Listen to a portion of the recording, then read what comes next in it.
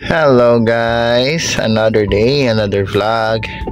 So for today's vlog, actually may share lang ako sa inyo guys na tool na ginagamit ko for my Ford vehicles, especially kay Territory.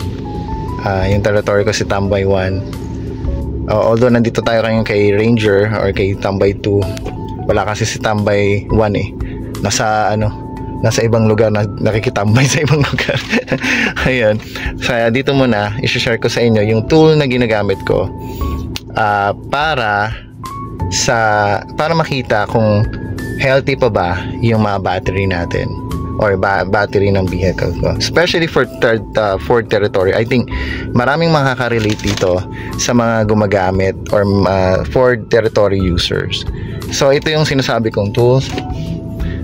Yan, taran. Ito yung King Bolin BM 550. So yan yung ginagamit ko in weekly basis para i-check yung Ford Territory ko. Yan, kasi alam naman natin na si Ford Territory ay sobrang takaw sa battery. Ang dami kong nakikita sa page na laging nagsasabi na bakit hindi nag-start yung sasakyan nila, anong nangyayari, yung mga ganon. So kasi ang problema kay Territory talaga, since sobrang high-tech niya, so ang sobrang dami niyang sensor. So yung high-end kasi, syempre lahat ng features nandun, may mga moonroof na yon, tapos ang dami-daming sensor, kaya most likely talaga yung battery, understandable na mabilis siyang madidrain. Actually meron din yung Ford Territory na yung 'di ba, paglalapit ka lang sa sasakyan, mag-auto unlock na agad siya o magla-lock siya pag medyo lumayo ka na. Gumagamit kasi yung feature na yun ng active RFID. So yung active RFID, laging gumagamit ng battery yon. Kaya sobrang madidrain talaga agad yung battery, especially pag hindi mo siya masyadong ginagamit. Kunyari nakatambay lang, especially yung sa akin din, lagi nakatambay yon. Yung mga ganon. So ang hirap i-check kung yung battery ba natin is healthy pa o hindi na. So may mga scenarios kasi na lang talaga siyang hindi nag-start. So yun, ganon siya ka-sudden pag sa Ford Territory. I'm not really sure kung sa Ford Territory lang yung mga ganon scenario or sa ibang sasakyan din kasi most likely yung mga sasakyan kasi ngayon puro sobrang high-tech na So yun, having said that, yun nga, kaya ako nagkaroon ng ganito to check it. So yun yung niya. So this one kasi is very reliable. Ang ganda niya talaga. Tapos pakita ko sa inyo yung high quality talaga siya. Buksan ko lang. Yan ang quality niya guys. So yung main feature nito, or features pala. So main features nito is actually meron siyang SOH o yung tinatawag na status of health. So lumalabas din dito kung ano status ng health ng battery nyo. And then meron din to yung SOC, yung status of charge. So nag-charge ba siya, kung ano yung volts na pag-charge niya, yung ganon. And then meron din to yung internal resistance. So yun, makikita nyo yun siya. Mamaya pakita ko rin sa inyo. And then meron dito automatic, or nakikita niya yung voltage ng battery. So nare-read niya yon kung ano ba yung current voltage ng battery nyo. So yun yung main features niya. Yan. So later papakita ko sa inyo kung paano siya gumagana. I-demo ko sa inyo doon sa mismong kakabit ko mismo dito na lang kay Ranger, kasi si Territory Tambay 1 nasa Galaan eh. Okay? So i-demo ko muna sa inyo, and then I hope meron akong na-share sa inyong maganda, especially sa mga Ford user or driver. I'm sure marami naman makaka-relate dyan kung ano ba yung pinagsasabi ko.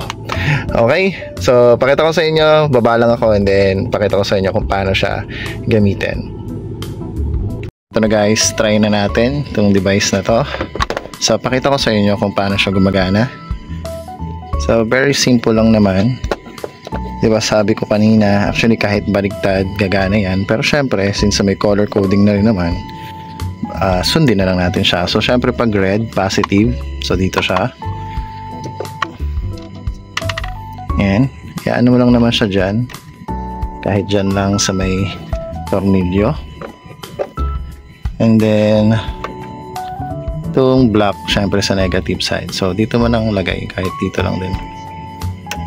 Yan. Nakawit yun na yung positive and negative. So mag-automatically open na yung device.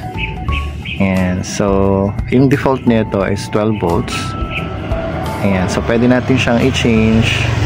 Depende sa kung anong volts ba ng battery natin. So in my case, ang battery ko syempre 12 volts lang yan. Ito yan, 12 volts. So syempre siselect natin yung 12 volts. Kita ba? Yan. Tapos press OK nyo lang. And pag okay nyo, so hihingi niya yung CCA. So yung CCA syempre makikita nyo rin yan sa battery nyo.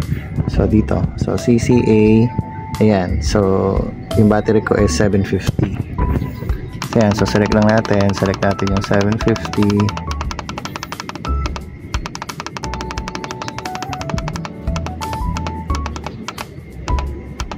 Ayan, so 7, then press OK lang. So yan. Then magre-read na siya. Yan. So after reading, and makikita nyo dito na ang battery ko daw is good, which is expected dahil bago pa naman to si Tambay 2. And so good siya. Tapos yung pwede kong i-select yung, so yan, yung SOH niya is 100%. Tapos yung SOC is 98%. Pero yan, so ito naman yung volts, 12.8 pa siya. Okay, so ganyan lang siya kasimple. So makikita nyo dito guys, yung good, merong normal, and then merong poor. Ayan, poor yan, nababasa ba? So anyway, yan yun yung poor. So ganyan lang siya kabilis gamitin. Diba?